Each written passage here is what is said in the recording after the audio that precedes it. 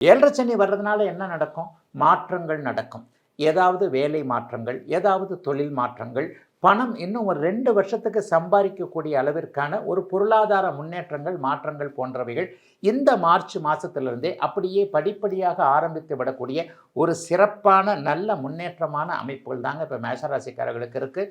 பெரிய அளவில் எதை பற்றியும் நீங்கள் கவலைப்பட தேவையில்லை. அவரவருடைய வயதிற்கேற்றாற் போல திருமண அமைப்புகள், ஏழரை சனி அமைப்புகளில் தடைகள்லாம் இருக்காதுங்க. புத்திர பாக்கியத்திற்கு தடைகள் கண்டிப்பாக இருக்க போகிறது இல்லைங்க. உங்களுக்கு என்ன வேண்டுமோ அதை பரம்பொருள் கொடுக்கக்கூடிய அமைப்பு தான் இந்த மார்ச் மாதம் நடக்கும்.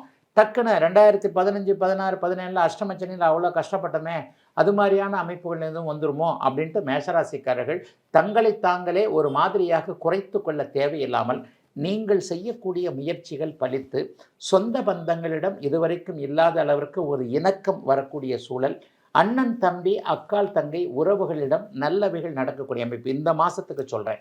இந்த மாதிரியான நற்பலன்கள் நடக்கக்கூடிய சுப மாதமாகவே அமைந்திருக்கிறது மார்ச் மாதம் மேஷராசிக்காரர்கள் எல்லோருக்கும்.